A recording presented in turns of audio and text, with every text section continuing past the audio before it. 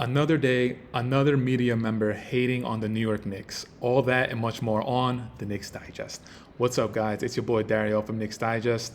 And the other day, Draymond Green was on the Inside the NBA crew, and he was talking about the New York Knicks. And this is what he had to say. Why do Knicks fans think I hate the Knicks, though? I told the truth about the team, and the truth about the team is it's a fluke. The truth about the team is it's a fluke. One, he wonders why the New York Knicks fan base doesn't like him. Two, this video is going to be bashing Draymond, but what I want to do first is I actually want to explore that, because what Draymond Green had to say after he said that the Knicks run this season is a fluke, he gave examples. He gave an example of that Atlanta Hawks team that went to the Eastern Conference Finals that actually knocked the Knicks out in the first round in 5 games. And also, I think in 2016, 2017, the Portland Trailblazers, when they went to the Western Conference Finals, and I think they got swept, and they got swept with a not healthy Steph Curry, which is crazy. But those 2 examples he gave, he said that the Atlanta Hawks and the Portland Trailblazers, after they made those runs, the organization thought that they were in a better place. So what did they end up doing? They ended up giving all that money to those players, and what have those teams done ever since? Well, the Atlanta Hawks, they have not gone back to the Eastern Conference Finals since then. And then Trae Young and DeJounte Murray, they've been in a lot of trade reports and just reports about them not getting along. The Portland Trailblazers, they broke up the CJ McCollum, Dame Lillard tandem, and then Damian Lillard wanted to get out of Portland. He ended up being in Milwaukee Bucks. But when Dame was in Portland, up until he got traded to Milwaukee, he never made it back to the Western Conference Finals. So from that angle, I could see maybe why Draymond Green would have to say that. But then Kenny Smith went on to say, and Kenny Smith made a good point. He said the difference between this Knicks team and the Atlanta Hawks and the Portland Trailblazers was that this Knicks team, a lot of their players that are missing are actual players that can start on a majority of the NBA teams. The players that started for the Atlanta Hawks and for the Portland Trailblazers, those seasons when they went on those Western Conference and Eastern Conference Finals runs, those players could only start on those particular teams. But if we take a look at the Knicks, Julius Randle, Mitchell Robinson, OG Anunoby, Bogdanovich, those players could start on a majority of the NBA teams, which I think Kenny makes a great point. We also got to take a look at it from this aspect. In a hypothetical world, because I don't agree with Draymond, but in a hypothetical world, what if Draymond Green is right? What if this is a fluke? Because a lot of other people, a lot of other media members, they're probably going to bring up the point of Joel Embiid in the first round was not healthy, of course, not being healthy going into the playoffs. Another year of that.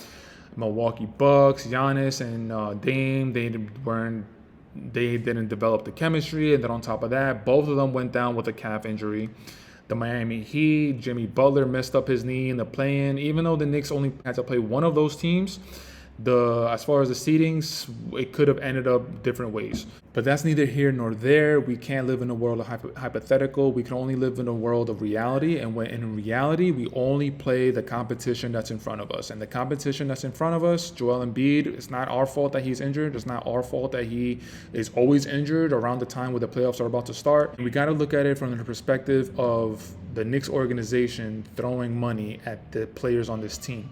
Because certain players, even though they're tied up for a good amount of time, certain players, i.e. Isaiah Hartenstein, who was a free agent at the end of this season, he is most definitely going to be demanding a lot of money. And is Isaiah Hartenstein the type of player that we're going to want to throw the bag at? I mean, he has proven to be a starting caliber center in this league, which all Knicks fans, we knew that. Ever since he was coming to the Knicks from the LA Clippers, I have a good friend. He's an LA Clipper fan. He told me how much he loved Isaiah Hartenstein. And when the Knicks signed him, he said that Isaiah Hartenstein is a great pickup. He's a great big man, agile, able to get up and down the floor, but he also has some offensive touch. And when he came to the Knicks, he's shown to prove all of that.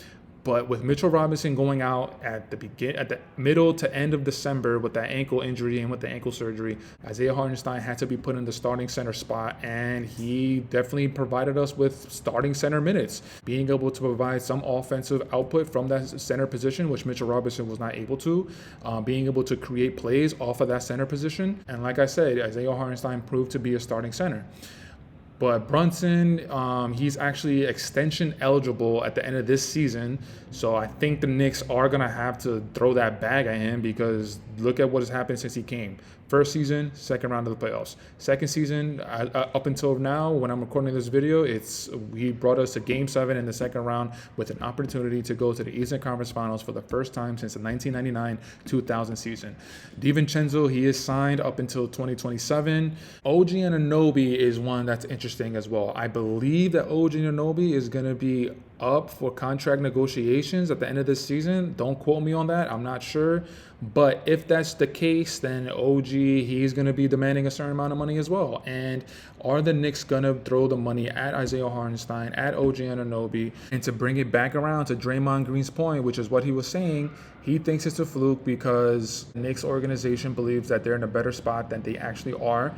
I mean, we are in a better spot because of one man, because of Jalen Brunson. Jalen Brunson has completely changed the culture of this team. Not even just the team. He's changed the way we view him as Knicks fans. Knicks fans, we know what we have with Jalen Brunson. We know that he has been the best player that we've had since Patrick Ewing. I'm sorry, Carmelo Anthony. You could have taken that slot, but unfortunately, you just didn't do enough while you were Knick to prove that.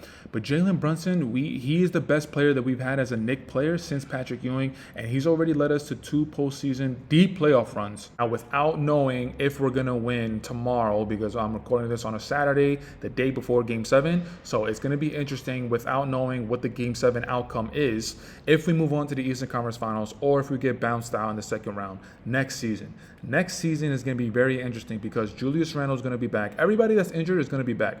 Julius Randle in particular, though, because Julius Randle, obviously, the news and the reports of him being in trade rumors and also the tandem of him and Brunson.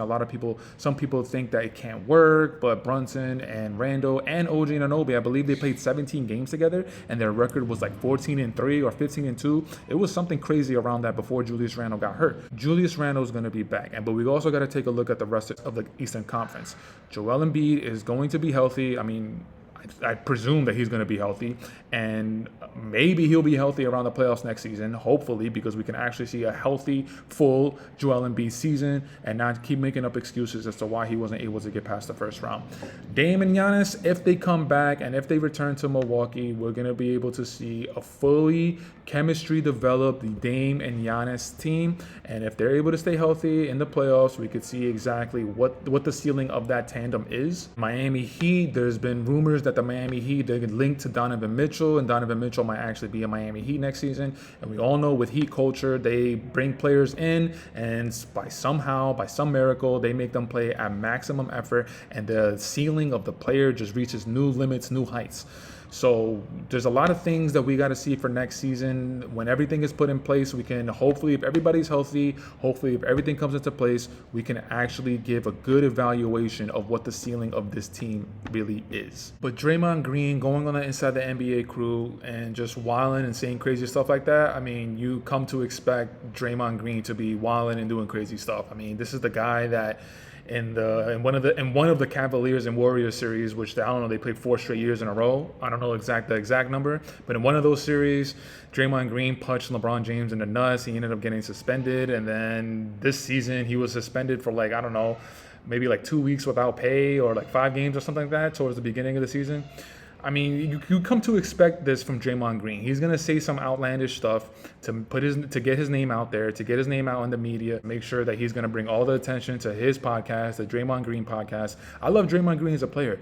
Draymond Green as a player is one of the smartest players I've ever seen. Much respect for him to actually maximizing his career, playing the position that he's playing, which is a power forward, power forward, sometimes at center with his height, and like I said, maximizing his career, winning all the championships.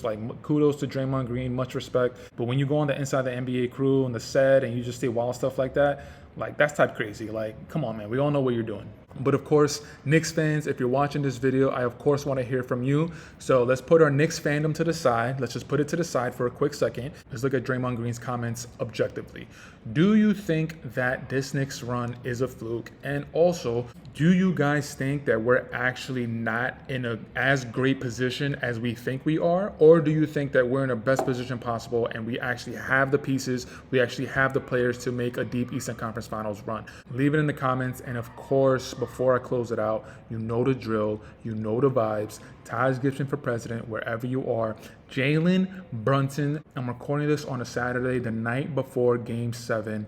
Jalen Brunson, you absolutely have to go God mode. You have to drop anywhere between 40 to 45 points. Go God mode, baby. We all know you can do it. The deuce is loose for co-MVP. Game 7 tomorrow night. Let's get it, baby. Knicks all day. I'll check you guys out in the next video. Peace.